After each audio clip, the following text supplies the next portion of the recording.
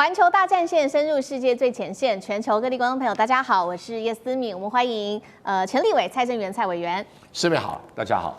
前國安會副秘書長楊永明老師。思敏好，各位朋友好。前海軍艦長呂禮士艦長。主持人好，各位觀眾大家好。好，觀眾朋友，今天持續趕快來看到的是這個禮拜的最新的進度，中俄現在聯手劍指日本東京。那麼我們今天也會特別來關心到的是遼寧號正式的突破到了整個第一島鏈哦，包括了殲15在這邊狂飆起降，大家在猜說這個過去的黑船陰影是否再次的降臨？日本現在也全面備戰了，把它的軍事費用拉到史上最高，戰事是否一觸即發？趕快來看到今天的3個火線話題，我們會請來賓來幫我們特別做解答的。今天我們會特別來看一下遼寧號的軌跡哦，突破了第一島鏈之後直指東京，包括了其他的武器殲15起降次數非常的多，中俄是在對日本下戰帖嘛。第二件事情是我們來看到，包括了中俄現在它的轟炸機也都掠過了東京跟橫須賀，配合的包括了遼寧號跟055大區現代版黑船事件是否重新上演。最後今天也會來關心到日本緊急的全面備戰了，國防預算創下史上最高，但是重點是中俄都已經逼到日本的家門口了，東京這個時候努力還來得及，而且撐得住嗎？今天就這些議題，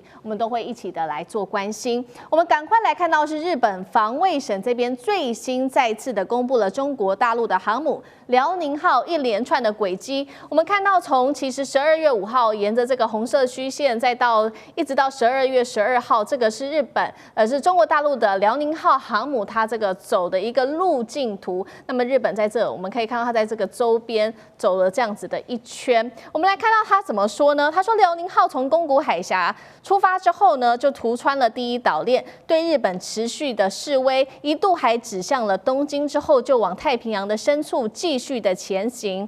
遼寧號在太平洋的海域這邊，重點是大家在觀察它實施了260次艦載機、戰機和直升機的起降訓練，這個數字他們說是罕見，非常的多次。防衛省官員也說了，中俄這時候還包括出動了他們的戰略轟炸機，一起在日本的周遭進行了一個演習，給日本極大的壓力。來看到學者怎麼說，林穎佑教授說呢，遼寧號這個時候是意圖借此來實施的是它的炮艦外交，達成警告日本的目的。所以節目一開始要特別來請教委員怎麼看了中俄的轟炸機，再加上遼寧號這時候劍指東京，這一種被學者稱為是炮艦外交，是已經重現了當年1853年美軍艦隊駛入東京灣的那一起黑船事件嗎？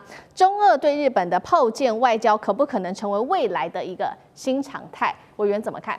這個完全不同啊！我們來看看1853年美軍率艦隊進入這個日本東京灣啊，因為什麼黑船事件？黑船是鐵殼船的意思，因為在日本人早期的想象中，船是用木頭做的，沒想到用鐵做的，所以他們把它稱作黑船。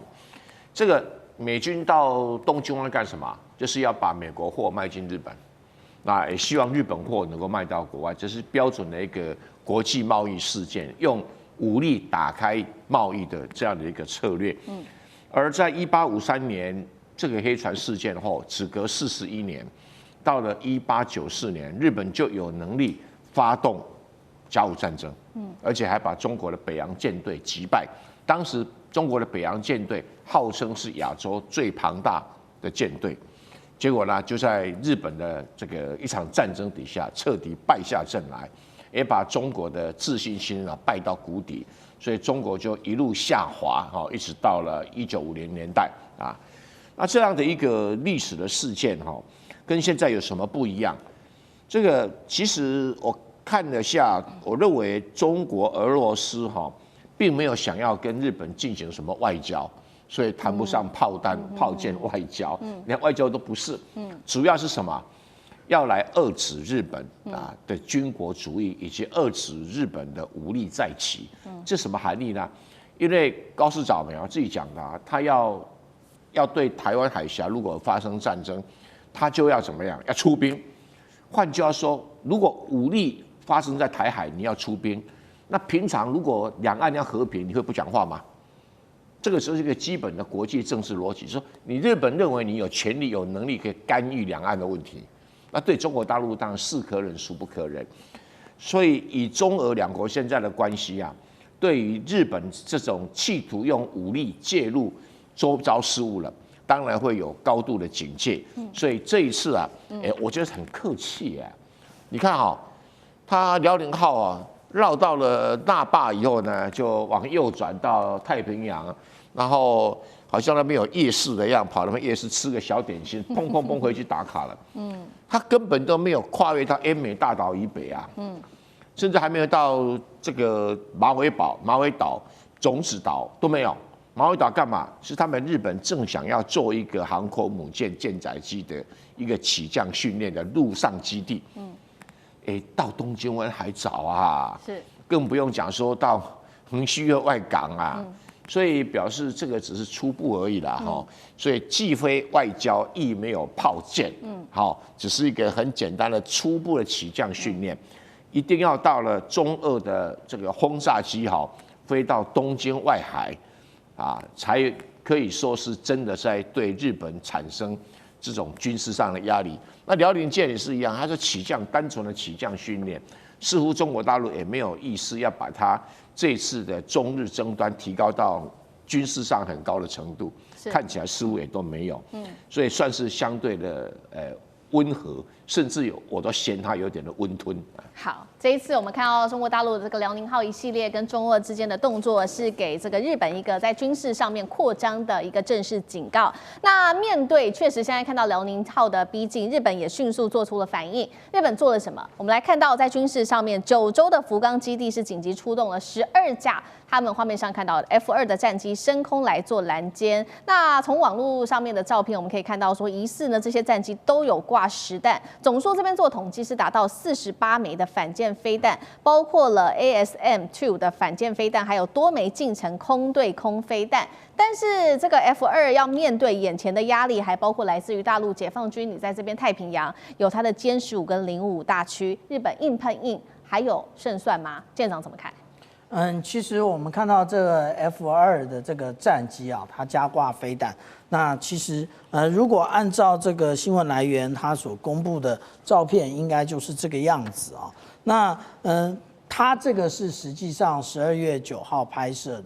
那大家覺得好像，因為這個就是我們講到的ASM-2的這個飛彈啊。可是呢，如果我們看到第4張照片的時候，我們就會一樣看到了這個飛彈，而且他把前面的這一個導引頭的這個護罩拿掉，但是它其實是擺拍，如何見得呢？因為我們看到後面有一個起飛前拆除的這個飄帶還在上面啊，所以當我們在看這些照片的時候，其實它就是標準的一個擺拍。那如果說對於日本自衛隊來講，他們更頭痛的可能不只是我們講到說有關於艦載機的部分，其實還有軍艦的部分。因為軍艦到底從哪來？如果我們來這樣看的話，也就是當初穿越宮古海峽的時候，其實並沒有帶着901的綜合補給艦。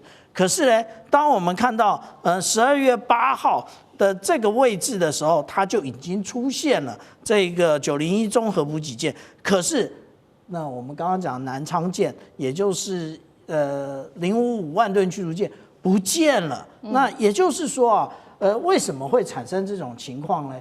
也因為日本它的又碰到了中日的這個聯合的戰備空中巡航，然後又碰到了這一個遼寧艦的一個狀況，其實它根本沒辦法讓。